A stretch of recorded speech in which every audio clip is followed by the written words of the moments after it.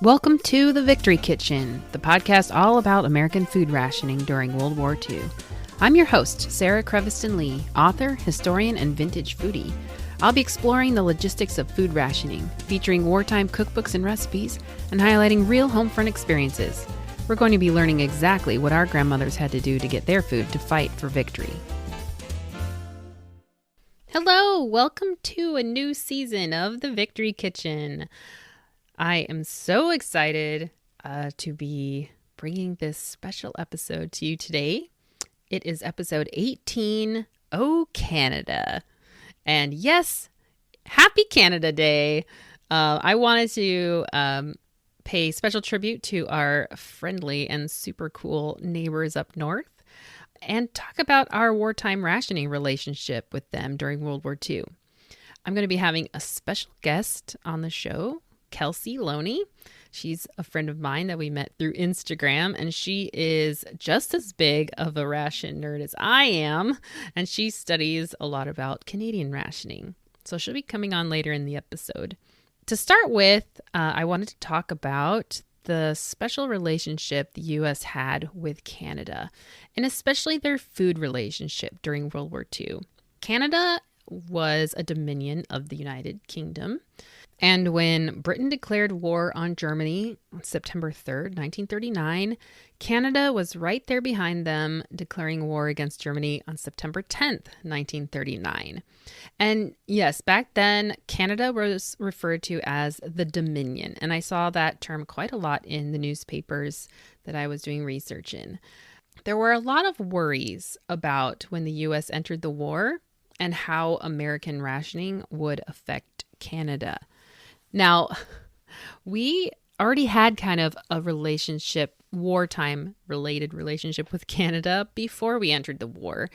We even had a spy school, a secret spy school that was established just over the border into Canada during the time that the United States was still kind of in the isolationist mentality.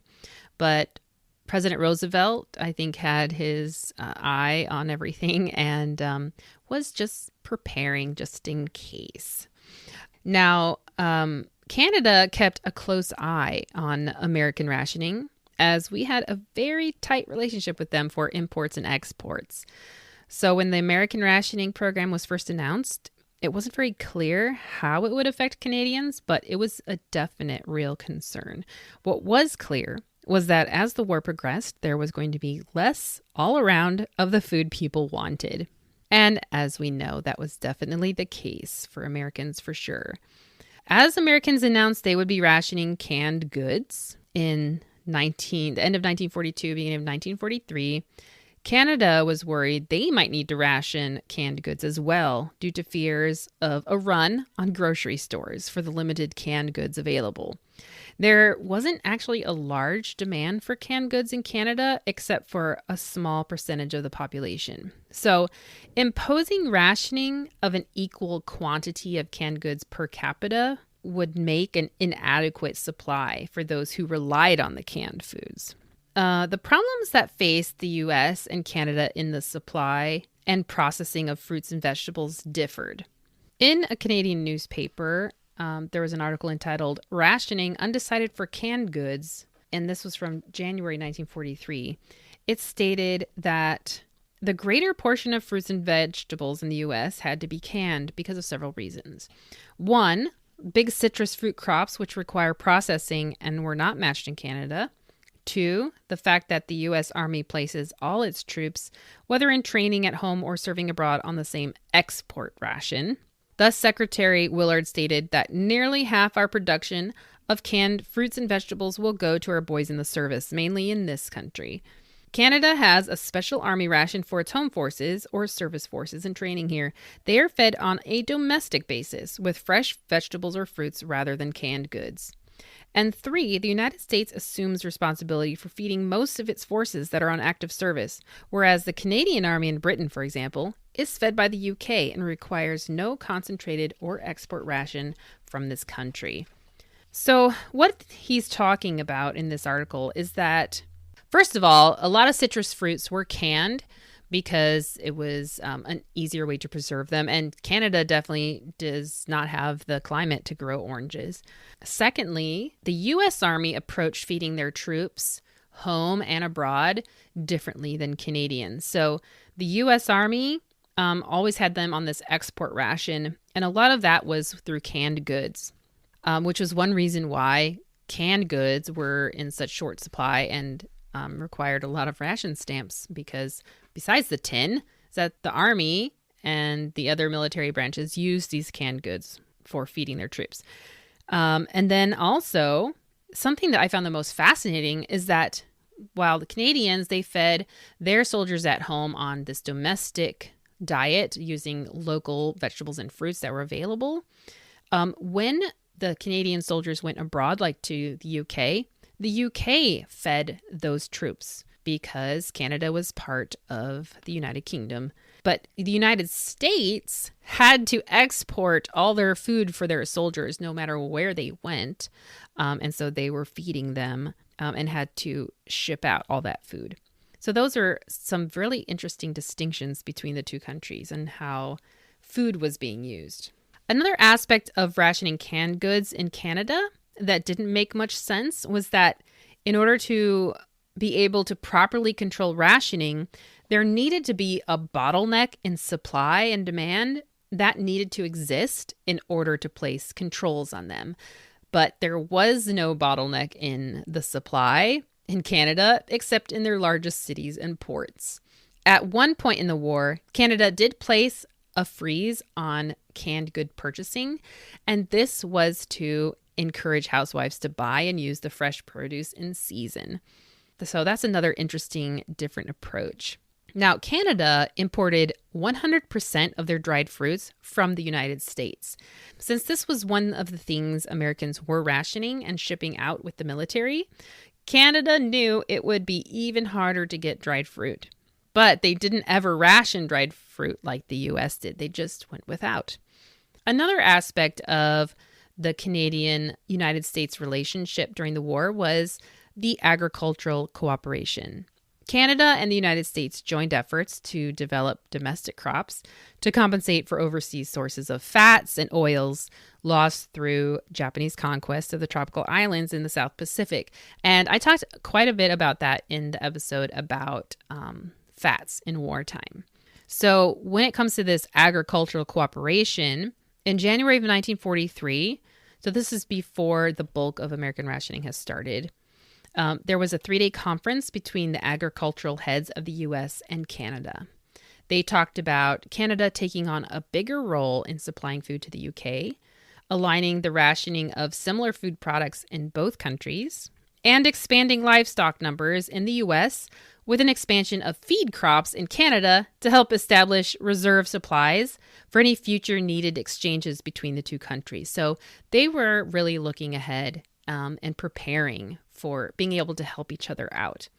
Canada hoped to be able to assist the American food position in meat and dairy products by either delivering more directly to allies or by supplementing American supplies. The Canadian Minister of Agriculture did warn them, however, that these extra supplies would have to come through increased production and not from rationing the Canadian people in order to make greater supplies available to Britain.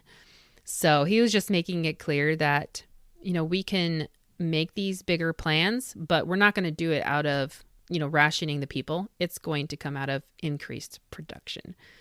Now, as Americans moved closer toward meat rationing, Canadians kept a close watch on that too. They were working hard to increase their head of cattle in order to produce enough meat for themselves and for the British. And the Canadians really took helping the British out very seriously. And to talk more about that, I interviewed my friend and fellow wartime ration geek, Kelsie. So, with me today is Kelsie Lonie, teacher, amateur writer, proud dog owner, and 1940s enthusiast. She was raised on a cattle ranch in Saskatchewan, Canada, and grew up riding horses, learning about the land, and listening to the stories of her grandparents, who grew up during the 30s and 40s. This upbringing sparked a lifelong interest in World War II history and life on the home front in Canada. She works at preserving the stories of veterans and is currently writing her first novel about the RCAF, which is the Royal Canadian Air Force. And she joins me today to chat about Canadian rationing and the wartime relationship between the United States and Canada. So, welcome, Kelsie. Thank you. I'm excited. I am too. It's really exciting to bring in some other countries that the United States had a relationship with because we definitely were not standing alone in the war effort. Now, Canada and the United Kingdom were very much linked in World War II. So, could you tell us more about these two countries' relationship and why it was so important during the war? hmm Well, Britain was Canada's motherland. We were still tied under the King's rule. So, Canadian food exports were an essential lifeline for Britain. For example, Canadian exports accounted for 57% of Britain wheat and flour consumption by the end of the war. For this reason, food really was a weapon of war. Canadian housewives knew that rationing their food intake would directly impact Britain's performance in the war, so there wasn't much grumbling about it. Yeah, I found that to be the case too. In one Canadian newspaper from December 1941, they talked about how Canadians gladly gave up bacon and ham in order to send it to the UK. It says that the Bacon Board encouraged citizens to satisfy their cravings with tenderloin, spare ribs, head cheese, sausage, and hocks, so that still more of the fresh pork, bacon, and hams could be sent to Britain. Um, at that time, the rationing was self imposed. And because of that united effort during July, August, and September, they were able to send millions of pounds of hams and bacon to Britain. The article says, quote, Canadians had given a heartening response to the board's appeal for a 50% cut in the volume formerly consumed. What the people have done in reducing pork consumption they are ready to do in other directions. Their readiness to respond to such appeals is actually ahead of the government's readiness to ask for sacrifices. The people only need to be assured that a self denial is essential to an effective war effort. They will do the rest. Close quote. I just That's I just think that's so cool. Canadians were like, just give it to us. We will we will make the sacrifices to help Britain out. Yeah, definitely. And I think we'll talk about this later a little bit more, but we had so many sons and brothers and fathers sent over there right away that there was just no complaining. They wanted to really help out the Yeah. people over there. And a lot of families still back over in the motherland too. Um, I came across a pamphlet published by the Food Conservation Committee of the Government of Canada from 1944 called Food is Everybody's Business. It demonstrated to Canadians that more food was being produced in their country than ever before. The objective was to ensure the fulfillment of Canada's food commitments, both at home and abroad. Quote, consumers must be persuaded to make their dietary adjustments within the limits of present supply. Most Canadians will be willing to do this without grumbling if they are told how it can be done. The importance of Canadian food supplies, especially wheat, in the establishment of peace, and the fact that every victory by our armies adds new claimants cannot be told too often. The pamphlet has maps which show Canadians where their food is going beyond civilian use. It says that at least half of the food we produced was distributed to the United Kingdom, Red Cross parcels for prisoners of war, armed forces canteens in overseas areas, convoy ships, personnel in advanced defense posts, and other United Nations, which, quote, have a claim on the food Canada can spare. These, our allies, deserve the most we can give them and are now getting it. That would have included the USA. The link to a PDF of this pamphlet will be included on the blog for you to look at. As a country ruled by England, our ties were strong and our support was important. We had the means, freedom, and space to produce what our English compatriots needed, and we were up to the task. I think that's really awesome. And I I came across this article interviewing people in Windsor, Ontario about giving up bacon. And the headline says, sure, they will give up breakfast bacon. Most Windsorites express willingness to have bacon ration if it would help Britain. Some of their responses are kind of funny, but many are serious. So this guy named Fred, he was a radio room operator in the police building. He says, when I was in England with the number one company of the 1st Division Signal Corps, I found that bacon constituted one of the main foods of the English. You'd find it on any menu 3 times a day. I think that it would mean far more to the Britisher to go without bacon than it would to a Canadian. If it means cutting down on consumption here to better feed the British, by all means, let us do it and do it quickly. 2 eggs and 2 rashers of bacon in the old country cost about 1 shilling 3 pence, or the equivalent of 32 cents. So I thought that was interesting. Yeah, And that's then funny. Constable Arthur Irwin on the beat, he says, there's lots of bacon running around the farms, or could be if the farmer could get more for the hogs. Pay the farmer more and watch the market be flooded. That's what I think about the bacon situation. As for cutting it out of my meals, well, I don't eat enough of it for it to make any difference. And actually, that's kind of the sentiment of quite a few of these people they interviewed. They're like, I don't really eat it very much. So sure, give it to the British. That's great. That's really funny. Like everybody I know loves bacon. Yeah. I know I love bacon, but maybe it just wasn't like a part of their, the everyday diet in the 40s in Hmm. Canada. But I really like what Miss Ruby Wilson says, who's a school supervisor. She says, the bacon I eat wouldn't help Britain much. We have to watch our figures. Oh my. And then last, Arthur J. Reume, mayor, says, I think it would be an excellent idea to do without some things. If food rationing in Canada becomes necessary in order to supply the needs of the people in Britain, I would certainly support it. If the people of Britain are being rationed, there's no reason why we shouldn't. What a good example from the mayor. I know, yeah. So, when rationing did start for Canada, a major thing I started this podcast with was explaining the timeline of American food rationing, just because it's good to get an overview of like what it was like through the war years. So what was rationed when, and I imagine it was the same for Canada, but it was different, wasn't it? Because they had declared war earlier, along with the UK. Yes, exactly.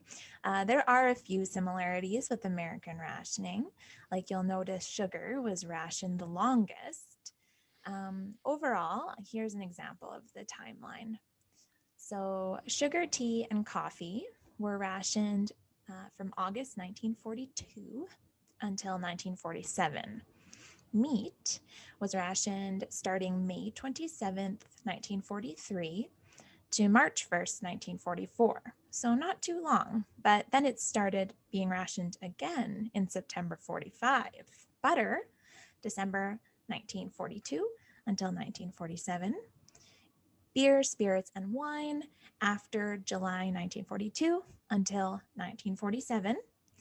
And weekly amounts, these did fluctuate during the war, but a basic example would be sugar at 8 ounces, tea at 2 ounces, butter at 8 ounces, coffee at 8 ounces, or at restaurants, tea and coffee was restricted to 1 cup per person.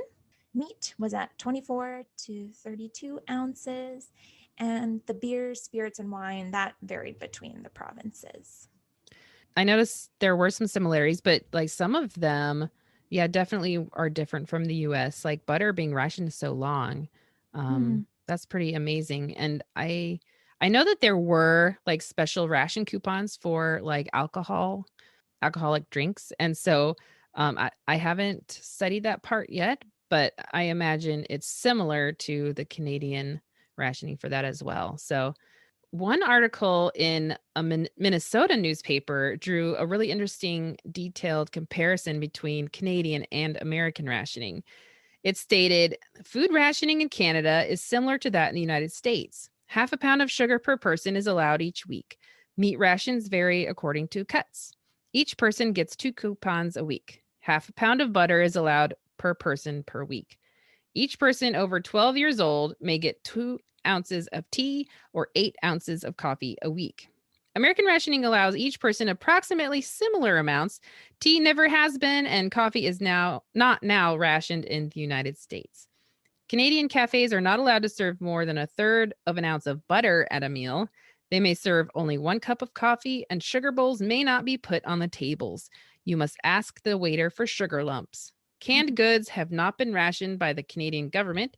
Those stores generally limit customers to 1 or 2 cans of a kind. So, canned pineapple, marmalade, and honey have been hard to get for months. In remote areas such as Yukon Territory and Northwest Territories, there is no formal rationing, but residents are expected to limit their consumption of scarce foods. And I just found this really interesting because most of the time with rationing, um, these aspects of rationing haven't been studied a lot. So we kind of have to draw our own conclusions and comparisons. But I really love that I found this article where he is doing the comparing for us Yes. from that Thank you, time. sir. Yeah, thanks.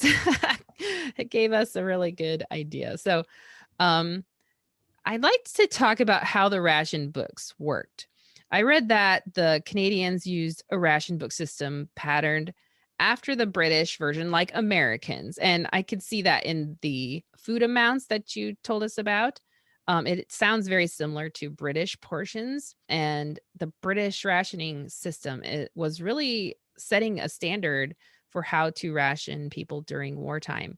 And so the Americans patterned their program after that, and so did the Canadians. So I know in Canada, they used 6 ration books in the course of the war. They were valid for several months at a time and had color coded perforated stamps, which the store clerk or delivery boy was supposed to remove.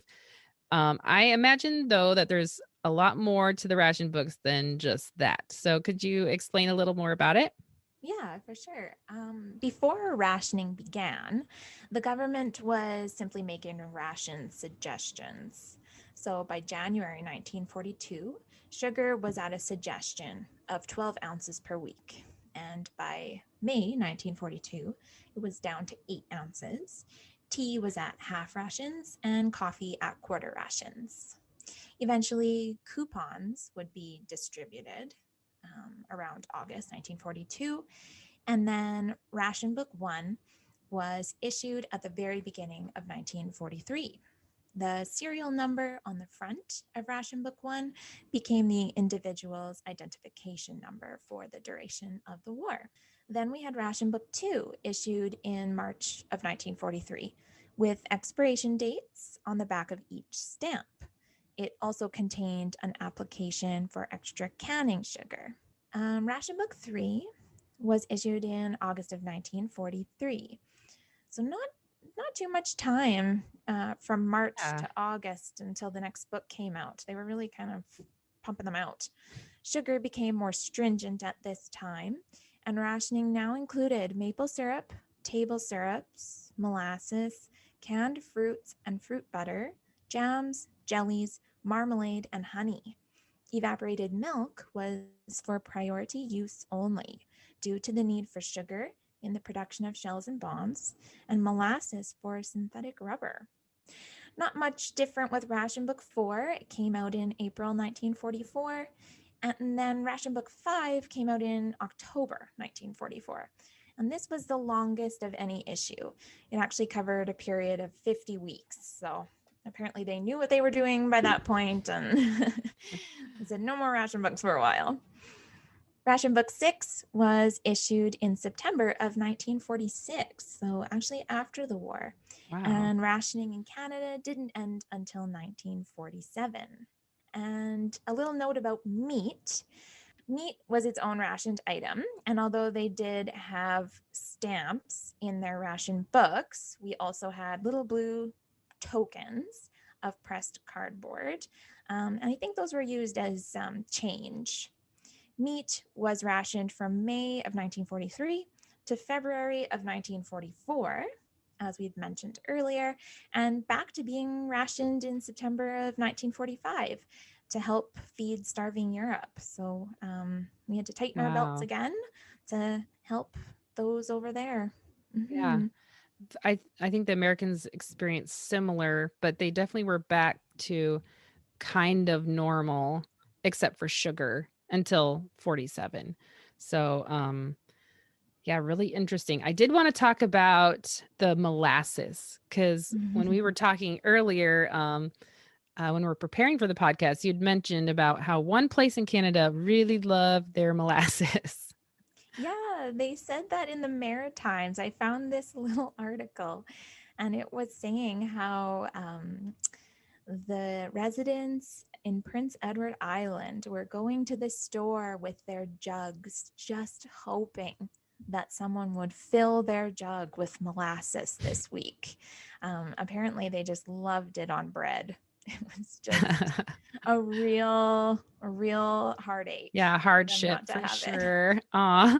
And then I find it so interesting that they rationed maple syrup. I mean, I know it's kind of the stereotyped um picture of Canada with all the Yeah. maple syrup things but wow, I think that would be so hard.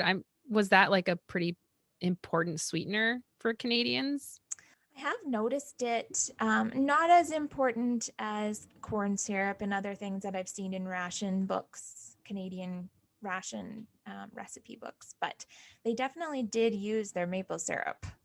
I know I would have a hard time going without maple syrup. Maybe not much molasses so much, but I really love pure maple syrup. It's so delicious. Yes.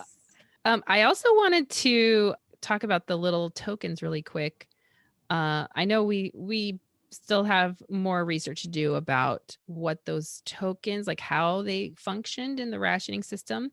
But Mm-hmm. what's really cool about these is, while our in the United States, our tokens were red and blue, and they were just solid little pressed cardboard discs.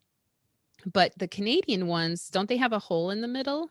Yeah, they do. They have a little Uh, hole cut out in the middle, they're like a super donut. cute. And it says does it say Canada on them? And Mm-hmm. is there like a maple leaf on there as well? That's I remember. It says on it Canada meat ration and two little maple leaves. Yay, I was And then it right. also says meat in French. Oh, yes, that's another very interesting thing to point out about the ration books is that all the ration books are in English and in French.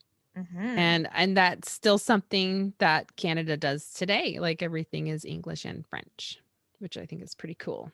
Yes, English and French. So, in preparing for this episode, you told me about your grandmother's experience with ration books. Could you tell us that story? Yeah. So, especially in Western Canada, which is where I'm from, it's quite sparsely populated. Canada has a much smaller population than the US, and none of our cities can really compare with the large cities of the States.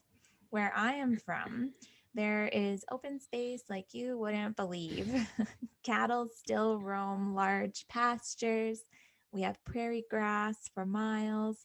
And the farther north you go, the fewer people you run into. This would have only been more true in the 1940s.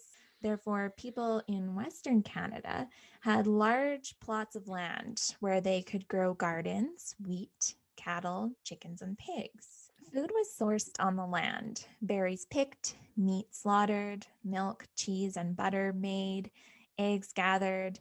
Therefore, to many, sugar, tea, and coffee were what was missed most with rationing, and the rest of the ration stamps weren't really needed in a lot of cases for these rural families.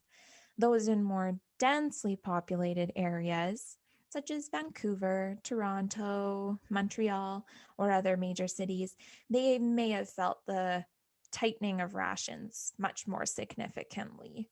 And my grandma, she always says how thankful she is that she was able to live on a farm during the time of rationing. With a large family to feed, they always had enough. And she had some cousins who lived in town, and she always felt so sorry for them. They were, using all their ration stamps and counting, and going without. And so she admits that they definitely gifted their unused ration stamps to family in town. And I always said, Grandma, that was illegal. But I recently read that that was a fairly common practice in Canada.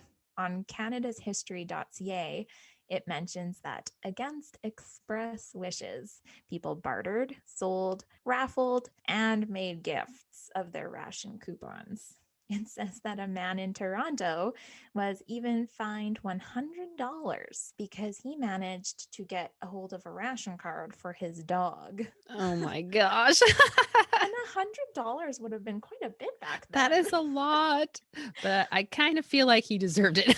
Yeah, I mean, well, maybe that dog ate a lot. Or maybe Maybe. the man ate a lot.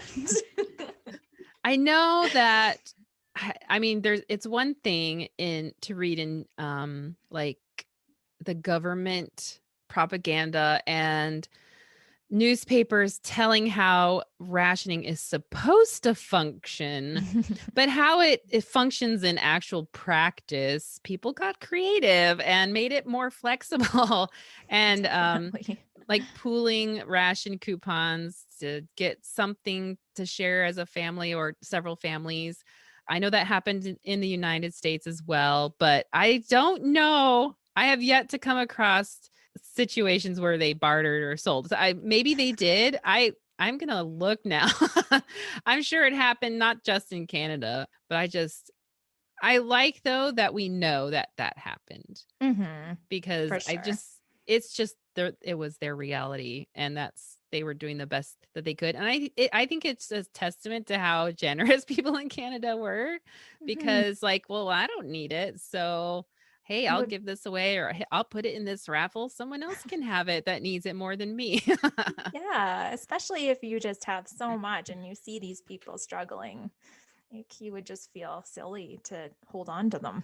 Yeah. But sorry, not for the dogs. Okay, guys. I know No, dogs are no, precious and we love them, but no yeah, that ration might be bags for going a puppies. yeah, might be going a bit too far.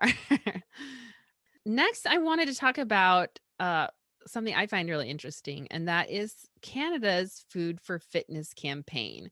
Slogans like Canada needs you and Canada needs you strong.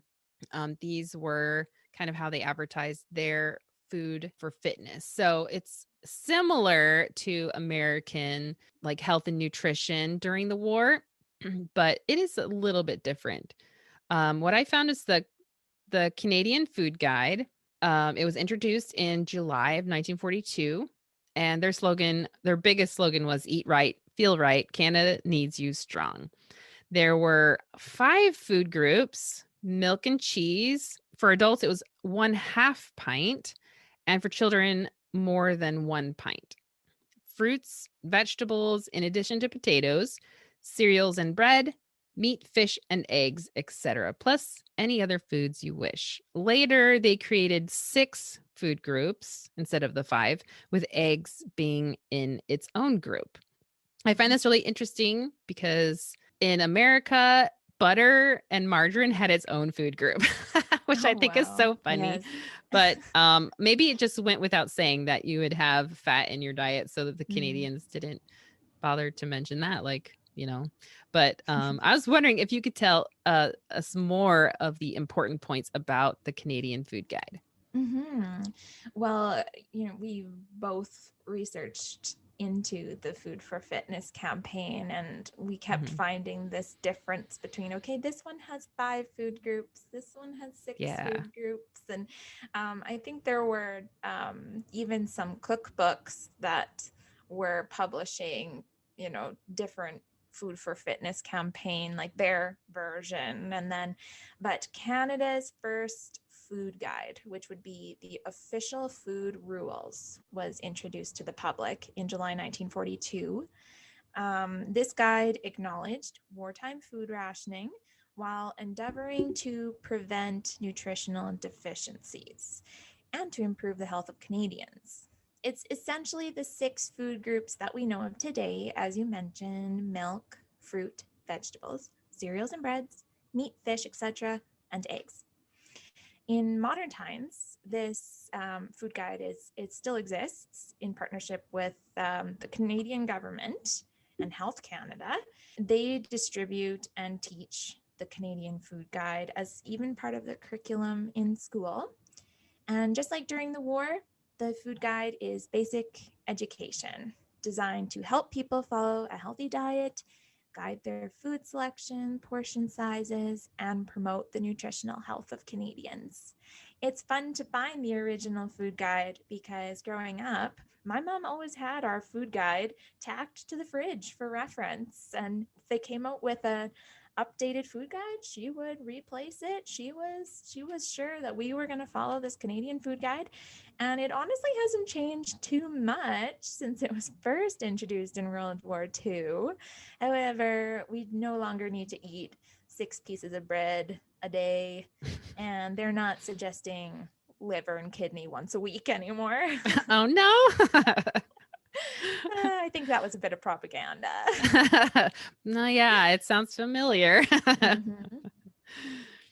So, speaking of propaganda, Canada dealt with food propaganda just as much as Americans did, though some of the topics were a little different, like some of the focuses of the food propaganda. Of course, the root of the propaganda was patriotism. The government encouraged Canadians to ration when there wasn't a great way of monitoring it. And it was a while before they made rationing official. In the meantime, the government encouraged the women of Canada to participate in rationing and eat the right foods using persuasive or guilting tactics, appealing to them about helping the boys on the front. Mhm. So, can you tell us a little bit more about the different tactics or slogans they use and if there were any particular things Canadian women were encouraged to do? Mm-hmm. Yes, the boys were very important. We didn't really have a mascot. Uncle Sam wasn't telling us to do anything, and but everybody knew somebody who was fighting in the war, and it was our job to help our boys. They were ours. They belonged to everyone. Although we did have rationing rules, Canada is a very large country. So it's impossible, as we mentioned, to police everything happening on the black market. So that's where propaganda comes in. The government is coming in at this point with guilting the women in many different ways. Everything was for the boys. Posters showed our boys waiting for your food. A loyal woman helps our boys. Shopping on a budget helps our boys. Everybody wanted these boys home soon at all costs. Many people were happy to give things up for the sake of the war. However, the government did their part to encourage anyone who was thought to grumble. Some cute slogans I came across were "Your apron is your uniform," and "Your wooden spoon is your weapon," or "Use your cook stove to cook Hitler's goose." I And like this that is a one. fun one. As a patriotic gesture, we feel that icing on cakes should be out this year. And I love how they attempted to make certain sacrifices seem trendy. Like, oh, that's out this year. Who puts icing on cakes? Yeah, no one does that anymore. Yeah. Geez. Newspapers, recipe books, and propaganda even appointed specific foods as patriotic, which of course were the Canadian foods that weren't needed overseas or rationed. Yes. Very convenient. Soybeans were touted as a grand replacement for salted peanuts. I And could see that. apples, yeah, apples were a great fruit to eat in Canada. They were really abundant in British Columbia and Ontario. Most of Canada is quite cold in the winter and not suitable for growing many of the more exotic fruits that we enjoy, like oranges and bananas. Therefore, the government encouraged Canadians to eat the fruit that they could produce locally, which was more available to the public. There were some really cute ads in the Claims magazine specifically. And that's a Canadian current affairs magazine that's been in print since 1905. They have a great online archive. One ad says, "Serve apples daily and you serve your country too." I found many of these ads and articles encouraging housewives to cook with Canadian apples in breakfasts, supper recipes, and desserts. I really love that. The United States had similar slogans, but they were more aimed in general, like at eating fresh local produce because it wasn't rationed and it couldn't be shipped very far. Mm-hmm. And it was a lot of the victory garden stuff too, like grow your own so that it can relieve the burden of the farmers so that they can focus on those bigger crops that the military needs. Mm-hmm. Were there any other food propaganda items in Canada during the war that stood out to you? Yeah, a really interesting one was lobster. And before researching for this podcast, I didn't really think about lobster all that much. I'm in a landlocked province, and but since lobster was an unrationed food, it was published widely in magazines and advertisements, especially in its canned form. The Canadian Home Journal published an article called "It's Patriotic and Pleasant to Eat Canadian Lobster" in July 1940, and it included recipes for lobster cocktail, lobster a la king, and lobster sandwiches. Mm. One article in Maclean's magazine from the September 1st, 1941 issue was called "Lobster Isn't a Luxury." It says, "Everybody in the swim is serving lobster these days. It's the smart and patriotic thing to do. Smart because its rosy color and distinctive delicate flavor gives an air to your table. Patriotic because canned lobster is a Canadian product, and we have a whole lot of it. The money we spend for this good food benefits a basic Canadian industry and helps along our war effort." I thought that that was especially cute. How they mentioned that lobster is fun to cook with, and it's got this pretty rosy color. So why wouldn't you want to cook with something pink and pretty? I think that's really interesting. And I think it's funny that they're pointing out how pretty lobster was and to cook with it. And it's not a luxury. Like before that, it seems, I think lobster was considered a luxury. Like it wasn't something that you just ate every day, especially where you live in the middle of Canada. It's not like lobsters were just over there in the lake or something. Like they Definitely definitely had to not. be shipped there. Yes. Um, and so they kind of had to change Canadians' thinking about lobster. Like, why was that the case, though? Like, why were they going from, lobster is this nice, fancy food you have on special occasions to all of a sudden, oh, just kidding. It's patriotic to eat lobster. Why was that? Yeah, I think it's yeah, people in Western Canada in these landlocked provinces, I wouldn't say that seafood is a palate that they would necessarily think of enjoying. And I kind of looked earlier, and earlier before the war, there really wasn't a lot of articles about fish and lobster and eating with fish and lobster. But then suddenly, because there was just so much of it, the fishermen were going out, they had these fresh lobster. Um, it couldn't be exported fresh, and I guess they weren't really canning it and exporting it either. And so they said, okay, we've got a bunch of lobster and a bunch of fish that Canadians need to eat. So, how are we going to make this seem tasty? And then there is just many, many articles after the war started, especially in Maclean's. They just often produced articles and ads, really colorful ads with little recipes on the ads saying, "Try this, it's amazing, Canadian lobster, it's patriotic."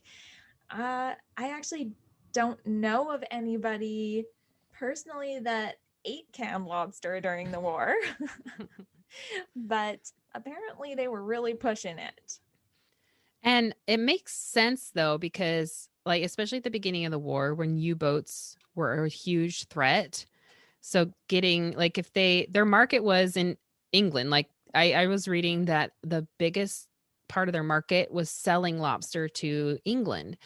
Mm. But because of the U-boats, that just was not the case anymore. Everywhere, fishermen were in danger. Like no matter what country you lived in, if there were U-boats in the water, your job was really risky. So it makes sense that all of a sudden they have all this lobster on their hands that they can't send to England. So now what are they going to do with it? Well, Canadians need to eat it. I also found quite a few newspaper articles and ads about how patriotic it was for Canadians to eat lobster.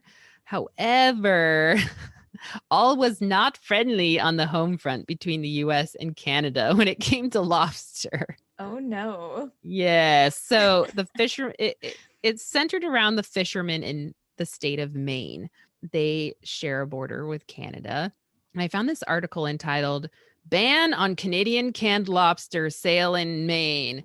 It declared that the Sea and Shore Fisheries Commissioner, Arthur Greenleaf, had been receiving complaints from Maine fishermen that huge amounts of Canadian lobster were flooding the market in Maine in violation of regulations. So Commissioner Greenleaf moved to suspend the sale of canned Canadian lobsters in Maine. It says stores had been given 5 days to dispose of their stock of Canadian lobster in a move Greenleaf says was directed at lightening competition against the products of our own fishermen. A large Ooh. percentage of Canadian meat was canned from lobsters smaller than the minimum Maine legal size. The commissioner promised rigid enforcement of a law under which sellers of illegal lobster meat may be fined as much as $10 a pound. Wow. Yikes.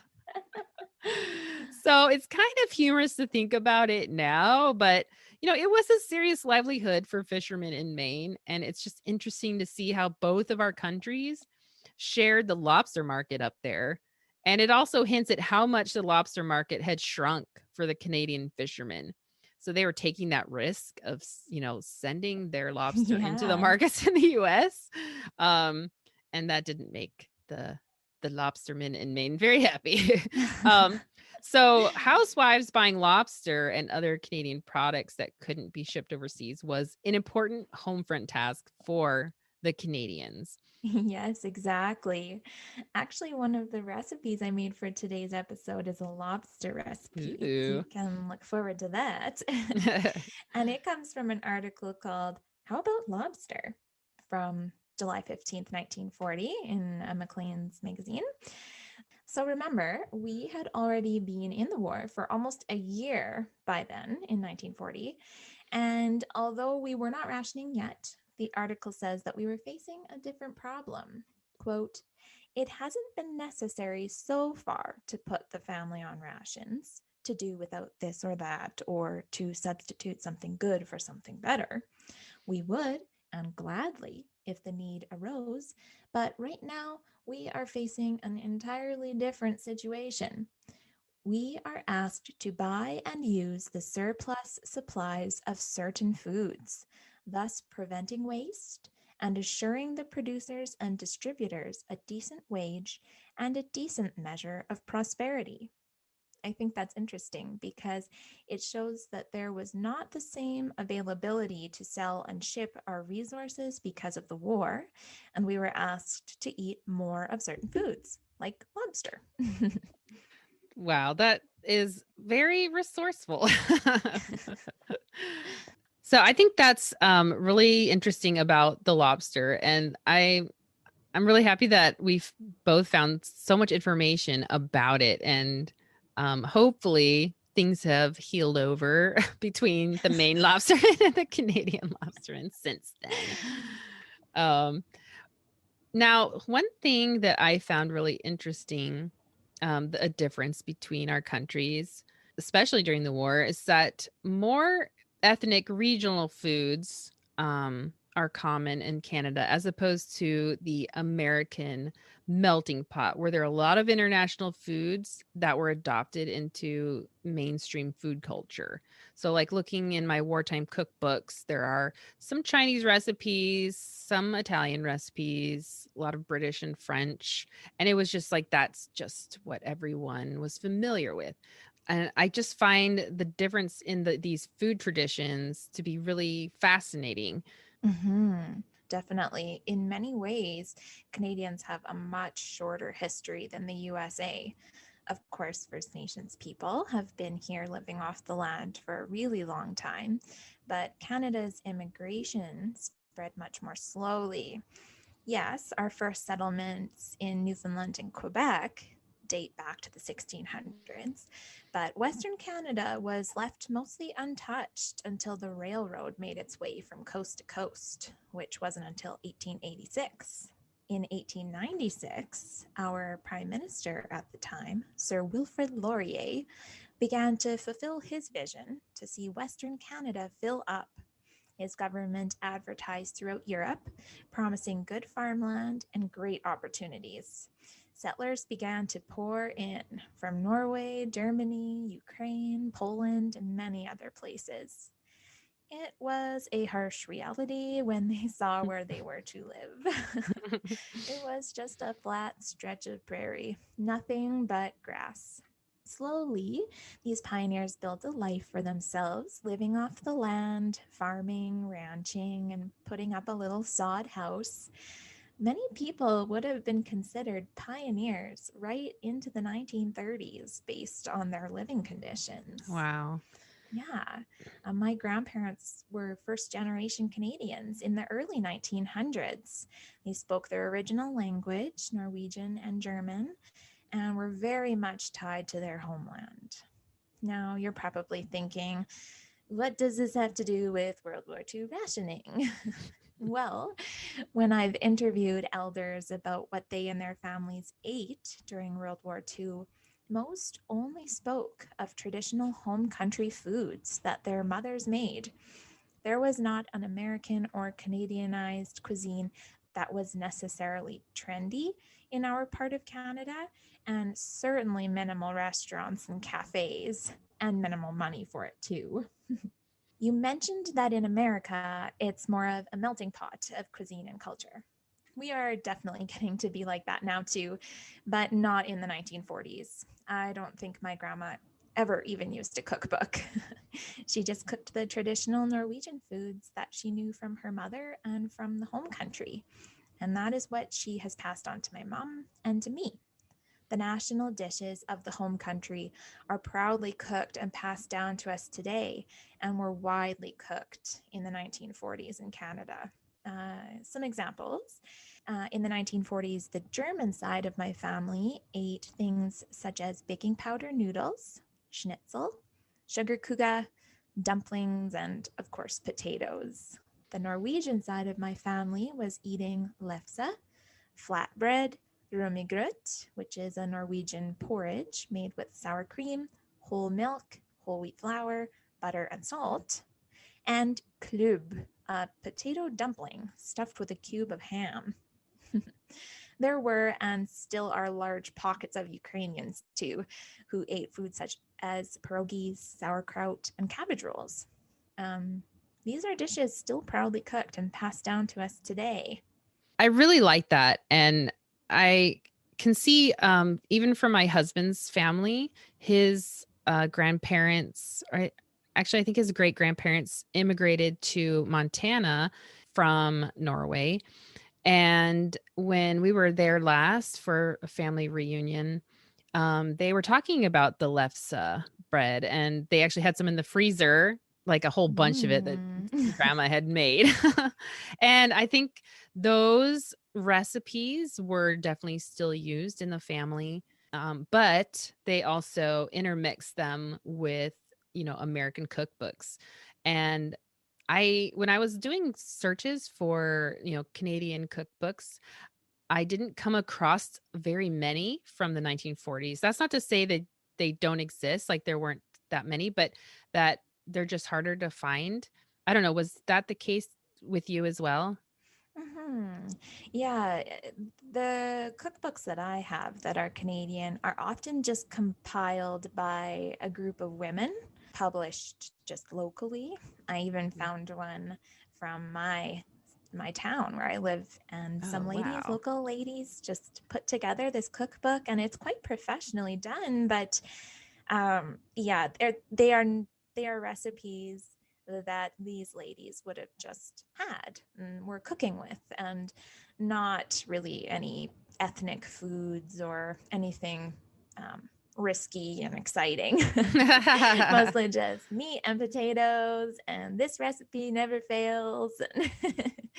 But not a lot of cookbooks that are nationally published.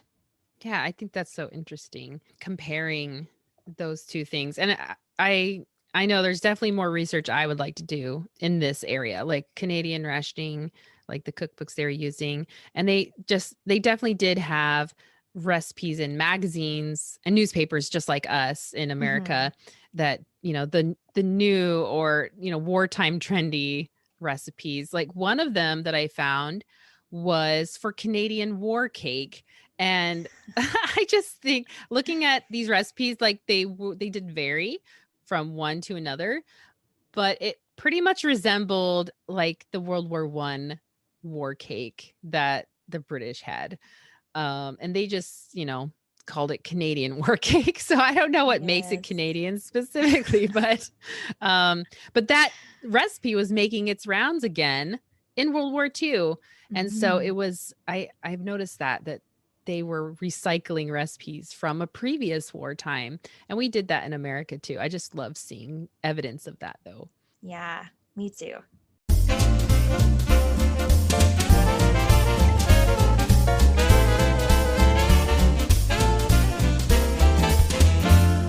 Today's cookbook feature is Purity Cookbook. This is a very well known Canadian cookbook. And Purity was a company that produced flour, and their head office was in Toronto, Canada. And this issue of this cookbook I have is from 1945, but the original copyright was from 1932. And there have been subsequent issues since World War II. This is a very popular cookbook. In the introduction, it talks about just the changes that they've made in this cookbook as compared to earlier versions. But there is one little paragraph that mentions that this present edition has been largely rewritten and rearranged by Mrs. Kathleen M. Watson, a graduate in home economics of the University of Manitoba, and now a member of the teaching staff of that institution, and a housewife as well. In spite of numerous difficulties caused by food rationing and shortages, she has personally tested and carefully selected all the recipes. Good for her. Yeah, wow. I would like to Yeah. meet her. Yeah, thank you, Mrs. Watson. That's a Um, lot of recipes. it is. And, a lot of them look familiar to me as, studying American rationing for so long. A lot of them are, pretty basic standard recipes. Um, at the beginning, it also has some tips of how to use these recipes and how to use your time wisely. And then just some basic cooking things like there's a table of equivalents and an oven temperature chart, which is actually really nice because in some recipes from this time, they don't give you a temperature. It just says moderate oven. And in Yes. nowadays, we're like, what does that mean? um, but it has a whole chart. And I can have pictures of this up on my blog because it's just like, it seems like obvious stuff, but like cooks or bakers today might actually not know some of these things. Um, and then one of my favorite parts of this cookbook is the health section. Like so many wartime cookbooks from that time, there was a section about health, and it has these really pretty pictures of the food groups and then groups 1 through 6. So by 1945, they're using the 6 food groups. And this cookbook includes, it's a very comprehensive cookbook. It has baked goods, candies, cereals, and cocktails, desserts, and then, main dish things like fish, poultry, game, and meats, invalid dishes, which are so interesting, sandwiches, soups. It just has a little bit of everything. Mm-hmm. So what I wanted to do, I wanted to cook some iconic Canadian recipes. So the first one I tried was apple oat pudding with honey scotch sauce. Now I Yum. wanted to do, because you talked about apple, like apples were a big propaganda thing for Canadians, like eat Canadian apples. I wanted to Mhm. try an apple recipe. So I don't know if this particular recipe is like distinctly Canadian, but it was really interesting and I've never seen anything quite like it. It calls, wow, for 1 cup of sugar. That's a lot. Ooh, really? No, just chuck a cup of rationed sugar in there. No big Yeah, deal. that's like your weekly ration. Yeah. Um, so this is a very different recipe. Yeah, like I said, a cup of sugar, a 1/4 cup shortening or butter, 1 egg yolk, a tablespoon of lemon juice, tablespoon orange juice, a teaspoon of cinnamon, teaspoon of nutmeg. And by this time, I mean, just what we know from last season, the last episode, I talked about spices. A teaspoon is quite a lot of a very shortage, of these spices. Um, Half teaspoon cloves, salt, 2 cups hot milk, 1 cup purity rolled oats. So they also sold rolled oats of their own brand. 1/4 cup raisins, 1/4 cup chopped peel, and 3 cups chopped apple, and one egg white. And the chopped peel, we had talked about like what this meant. Does it mean apple peel or lemon peel? We don't know. Generic peel. Just whatever peels you have laying around, like potato peels, whatever. Oh, compost. Yeah, just whatever you have. No, so I assumed it meant apple peel because you would peel the apples and cut those in separately. And I don't know. That's what I used. I peeled some apples and put that in. But I actually didn't have enough fresh apples. So I had some dried apples, which I think, it could be accurate, in the dead of Mhm. winter. I'm sure Canadian women had preserved their precious Canadian apples, whichever way, like dehydrating or Definitely. canning or whatever. So, in this recipe, you cream together the sugar and shortening and you beat the egg yolk and mix that in. Then you add all the spices and salt and you mix it well. Then you pour the hot milk over the oats and then you stir it for 1 to 2 minutes. And the oats are supposed to, soak in that liquid. Then you add to the batter, you add the raisins, the mysterious peel, and then apple and blend thoroughly. And then this part didn't really make a lot of sense to me. I mean, I know they do this a lot in wartime recipes. You beat the egg white until it's stiff and then you fold it into the batter. Well, my problem was that it wasn't a batter. It was very liquidy, like a soup. And I'm like, is it supposed to be this way? Weird. Yeah, it was very strange. But it says turn it into a greased baking dish and bake it in a moderate oven, which is 350 degrees Fahrenheit. And you bake it for 40 to 45 minutes. It did not turn into the dish. It poured like a soup into the dish. Oh my. But it did bake up into, it was kind of like an apple oatmeal type Hmm. consistency, but much sweeter because of all that sugar. Then Right. you're supposed to serve it hot with a sauce. And the honey scotch sauce really caught my eye, but they have other ones like coffee sauce, fruit juice sauce made with orange and lemon juices, honey foamy sauce, spiced sauce, or any other sweet sauce you have on hand. But the honey scotch sauce, I was like, that sounds very interesting. So I made that one. And it essentially is butterscotch sauce. So normally you use brown sugar for a butterscotch, but this uses honey. So it's called honey scotch sauce. Hmm. And then part of the ingredients are marshmallows, which also caught my eye. Fun. Yeah. So I made this honey scotch sauce. I won't go over it because it's pretty basic, but I'll have this on my blog for sure. And it was very delicious, actually. It was buttery and sweet, and it was perfect on the apple oat pudding. Nice. Yeah. Oh, and I did want to mention that if you use gluten-free oats, that this wartime recipe is gluten-free. Wow. Yeah, I'd like to always point that out because there's a lot of food issues we have today that weren't as common back then. So sometimes cooking wartime recipes can be frustrating because there's always like a lot of grains involved. So if it's gluten free, I just like to let people know so they can give it a Yeah. try. And that's Um, interesting coming from a purity flour cookbook too. yeah, like grain was a big thing for them. But in this case, it was just the oats and there's no Mm. flour in it. So that's really great. So the next recipe I tried is for sure a Canadian staple at holiday times, and that's butter tarts. Is that right? Yes, definitely. We love our butter tarts. They are very delicious. But I didn't want to make just regular butter tarts. There's a recipe in here for maple syrup butter tarts. And I was like, that is the one. What is more Canadian than butter tarts? And Maple maple ones. Yeah. syrup butter tarts. Exactly.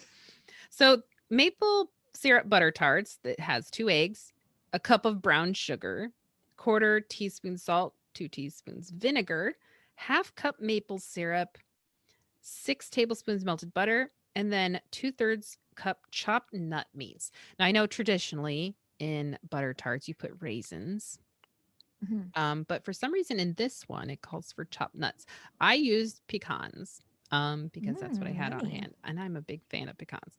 Um, Or as in Canada, we say pecans. yeah. I know. I'm not sure if everyone in Indiana where I'm from says pecan. That's just what I say. But I know down south I think they say it differently there too. Just depends on where you live.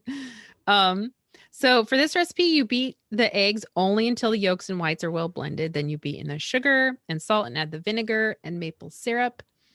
You mix that well and then you add your melted butter and the nut meats. It's really simple. It's a very simple recipe. Then Mhm. you line patty tins with pastry. So I just used a muffin tin, just a regular standard size. And you fill them only half to 2/3 full. And this is very important because they like to bubble up. And you Mhm. definitely don't want like scorched, sugary filling that you have to scrub off your muffin pans. Mhm. You bake in a hot oven. So in this case, 450 degrees Fahrenheit for the first 10 minutes. Then you reduce the temperature to 350 degrees Fahrenheit. And then you bake this for 20 to 25 minutes until the filling is firm. These were absolutely delicious. I think I ate a couple every day and I hid them from my family. No, I did share them, some of them.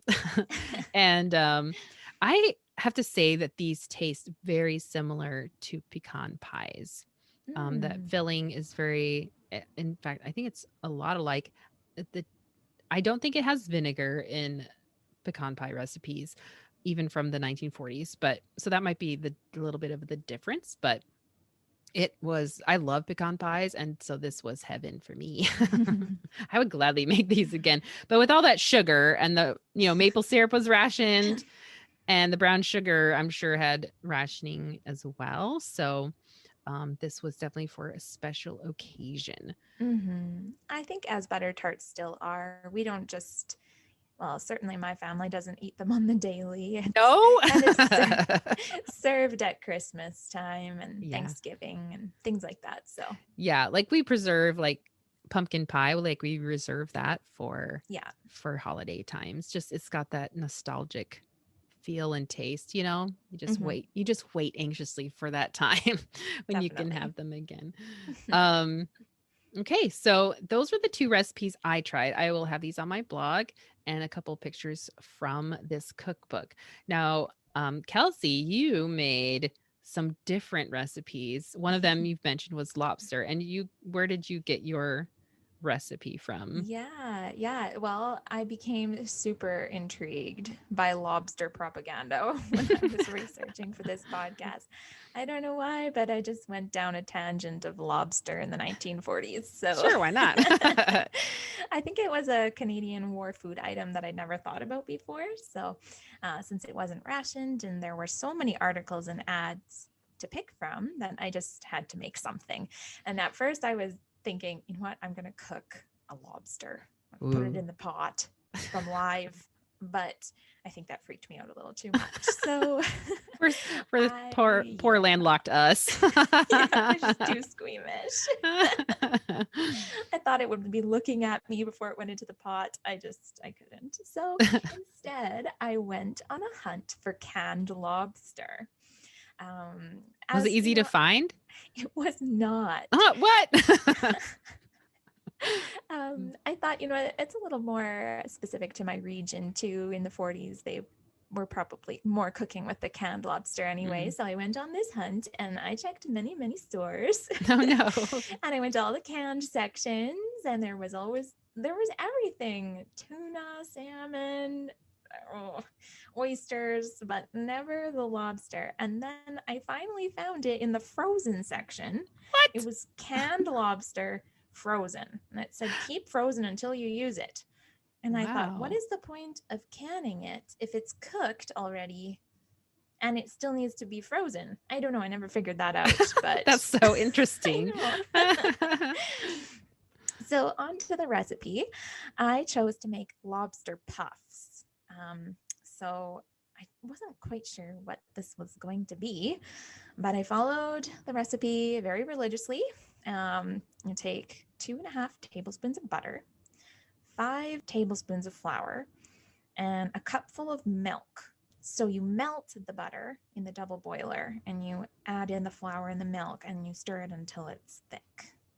Then you remove it from the heat and you add 3/4 teaspoon of salt, some pepper, a tablespoon of chopped parsley, 3 cupfuls of mashed potatoes, and then mix that all up and add 2 cupfuls of canned flaked lobster, 1 egg. Mix it all together. I actually just used my hands, mixed it all up. And then it asks you to drop them by heaping spoonfuls onto a greased baking sheet, brush the tops with melted butter, and bake in a hot oven. I chose 400 degrees for 20 minutes or until browned. It suggests serving them with piping hot green beans, buttered beans, or asparagus tips. So, how'd they taste? I followed the recipe and I served them to my husband, and we looked at them and they kind of looked like almost like a biscuit, kind of biscuit like. And what had happened, because there was mashed potatoes in it, it got this crispy outside, but then inside it was still just like a mashed potato. It almost kind of tasted like a twice baked potato filling. Yeah, I can see And that. it crisped up nicely on the outside and was soft on the inside. But unfortunately, Uh-oh. it was terrible tasting. Oh no. And we really tried our best. It tasted so fishy. And I really enjoy seafood, but this, I don't know, it tasted way too fishy for us. We tried our best, and bless my husband's heart, he said, this really did turn out exactly like it was supposed to. Like, you did a great job, but it doesn't taste good. And so we had to throw them in the garbage. Oh no. I wasted all that food. I felt so bad, but we couldn't eat it. But, my takeaway from this recipe, with 1 can of flaked lobster, it served at least 6 people. It is a great meat stretcher recipe from World War II. Like, that would have been really filling for a family. And if they're trying to cook with lobster, it's a great way to kind of incorporate it. And so I think the recipe was a really quintessential meat stretcher recipe from the 40s, just not really great tasting for us. But if you love lobster, maybe you would love it. Yeah. And if you're used to the canned lobster taste, I'm sure it Mhm. would be very good. Like I grew up eating tuna fish. My mom served that quite a bit. But for some reason I haven't served my own children it very much. And so now they're like, gross, tuna fish. I'm like, what? It's just Yeah. tuna fish. It's fish in a can. It's tastes the way it's supposed to taste. Like, and for them, they're like, gross. So yeah, Mhm. it's I think something like if it's was available and it was inexpensive and it patriotic, like you would just eat Mhm. it, right? Yeah. And it would be, yeah, it sounds like a really great meat stretcher recipe. So maybe you could try it again, but don't use lobster. Like use Yeah. ground beef or pork or something. I bet it I would would be still like to good. try it again, even without any meat at all in it. I think Oh, it would yeah. make a great kind of a Like a mashed side potato dish. side dish. Yeah. Yeah, yum. It does Hmm. sound good. Hmm. So you tried another recipe. I did. Where did you I get this one from? So my next recipe includes a Canadian classic, maple syrup, as we've talked Yay. about. So maple syrup just represents everything Canadian. I mean, our flag has a maple leaf on it. So in World War II, Canadian women were told to substitute sugar with other sweeteners. And although maple syrup was rationed, it was one of the suggestions, even in this cookbook, to use as a sweetener instead of sugar. So, of course, I wanted to find something unique involving maple syrup, and I found the perfect recipe in my Canadian wartime cookbook called How to Eat Well Though Rationed: Wartime Canning and Cookbook from 1943. This cookbook is definitely for my wartime fangirl heart. The foreword says Canadian men are on the march everywhere. So are Canadian women. Just as our soldiers, sailors, and airmen are changing their habits overnight, so are our homemakers adapting themselves to changes in the kitchen. Canadian housewives are contributing just as much in their own way to winning the war as the men who have gone into uniform. It goes on, encouraging women to see victory in Europe achieved. It includes such cute sections called Keeping Your Family Fit in Wartime, a week's menus for a family of 4 on rations, the wartime lunchbox, meat stretching dishes, colorful salads of vitamins and victory, tempting desserts despite rationing, and many more. This recipe was especially fun because it's called maple syrup gingerbread. And I know, Sarah, you and I were curious as to how this gingerbread Hmm. would taste because any gingerbread recipe we'd ever seen always includes molasses. But this one actually substitutes all the molasses for maple syrup. So I thought, well, that will be very interesting and Yeah. unique. So here's how I made it. I creamed half a cup of shortening until it was a whipped cream consistency, and I added 1 cup of maple syrup slowly, blending it in well. I added a beaten egg. Then I sifted 2 cups of flour, a quarter teaspoon salt, quarter teaspoon soda, a teaspoon of ginger, and added that to the first mixture, alternately with half a cup of sour milk. I added half a lemon with the rind and the juice. It poured into a well greased 8 by 12 shallow pan and baked at 350 degrees for 50 minutes. When removed, I let it sit before removing it from the pan. Now, I'm always nervous with wartime recipes when they don't exactly give you this again set a moderate oven. So I Hmm. chose 350 degrees. I thought 50 minutes is a really long time for a cake. So I decided, I'll check it after 20. And it was done. I stuck a toothpick Oh. in it and it was done. So I Maybe thought, they meant wow. 325 moderate. Who knows? Yeah, exactly. So that was my disclaimer to check this cake early on, as Yeah. it will be done way early. And for an icing, I used a 7-minute boiled icing, and it was a maple 7-minute boiled icing, so maple syrup in it. I tried the cake before I put any icing on it, and it was very interesting. It was very yummy. It was very moist. It tasted almost nothing like ginger. Oops. The lemon and the lemon rind really overpowered it. Oh, And I couldn't interesting. really taste too much of the maple syrup either. It mostly tasted like a lemon cake. Oh, well, that's So interesting.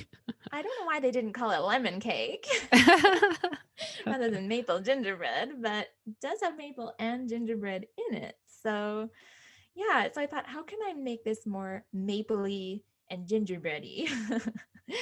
So I did this 7-minute boiled icing, and I flavored it with cinnamon and ginger to give it more of that flavor I was going for. And I iced the cake, and it paired really nicely together. I know I had told Sarah, "Oh no, what am I going to do? It's a lemon cake." And you had assured me that ginger and lemon do go well together, and you were very right. Oh, good. That the icing with the extra ginger and cinnamon really paired nicely, and this is one I would definitely make again. Awesome. That does Yeah, taste really yummy, but the title is a bit misleading, I a think. little bit. Maybe they're trying to make those poor people on Prince Edward Island feel better. That could be true. Well, I will have images of these recipes as well at my blog for you to try out. We wanted to be able to pick recipes that anyone could make, at least in America. I know maple syrup is harder to get for other people overseas, but we had considered some Saskatoon berry recipes, but that's very hard to get anywhere but Canada. So maybe next time. But yeah, you can access all these recipes on my blog.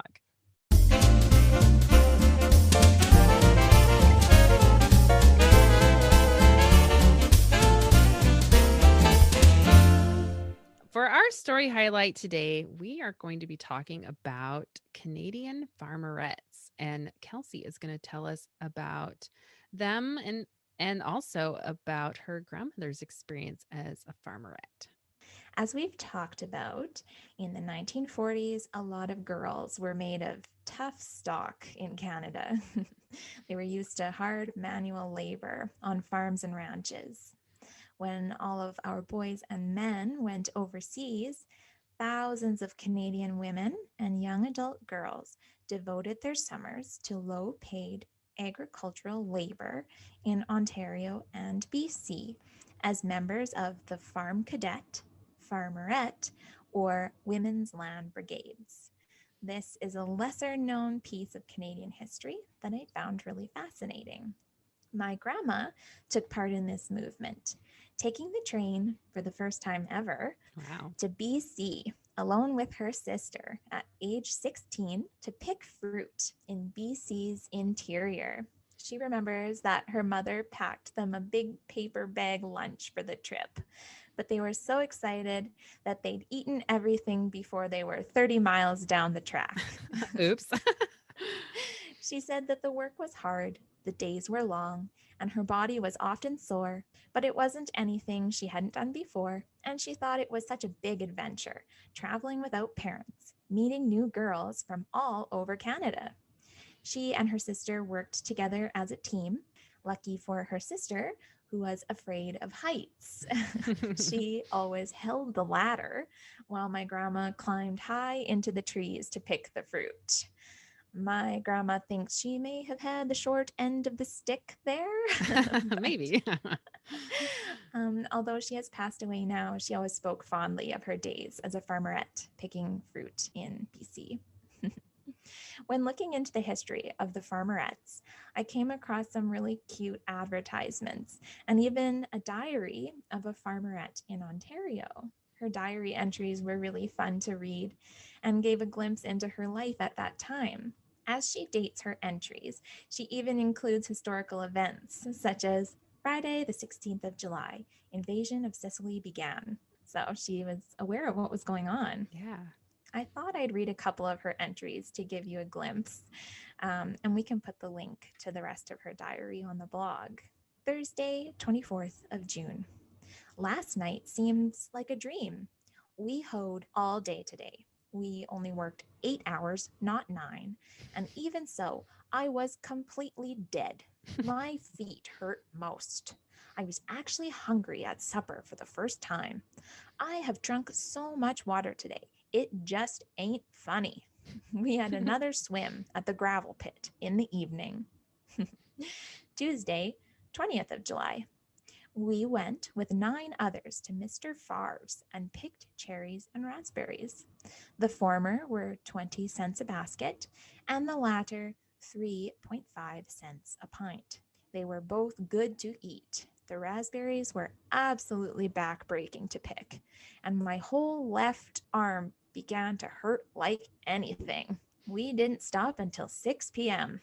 I made $1.99, and the guy wouldn't even give me the extra cent. Ye gods. Saturday, 24th of July. Left my hair in curlers all day. We were picking berries again. We had time for a shower before supper. Afterwards, we got dressed and went to buy some grub for the binge we're having tomorrow night because of Sheila's going. We got some watermelon, cake, etc. Then back and got fixed up for the dance. We all went in early and did some practicing. I had a rotten time. Most of the time I stood around. The only dances I had were Paul Jones. Poor Paul. There were so many more cute entries, but this is a little teaser of what you'll find if you check out that link. I know that the Land Girls of England get a lot of coverage, but I wonder how many know about the Canadian Farmerettes. It's a little piece of history that I love. Oh, that's so wonderful. Thanks so much for sharing that story. And I, for one, can't wait to read the rest of her diary. She sounds really fun. Yeah, she's spunky. Well, thank you so much for joining me, Kelsie, and sharing about Canadian rationing. The relationship between our two countries during World War II was important and vital, and I, for one, am happy we were allies and friends then and now. There is so much more to learn about Canadian rationing. If you're interested in learning more, you can follow Kelsie on Instagram at Kelsie Lonie, as well as checking out our abundant resources that we found in our research on my blog. You can also follow some of our other Canadian friends at Recipes for Victory, that's the number 4, at Grandma's Wartime Kitchen, and at Hilltop Hygge Homestead. And I will have their names on my blog so that they'll be easy to find. I'm so excited for you to join me for the start of a new season of the Victory Kitchen. And as always, you can follow me on Instagram at Victory Kitchen Podcast. You can also find me on Twitter and on Facebook at Victory Kitchen Podcast. Thanks so much for listening, and I'll talk to you next time. Bye.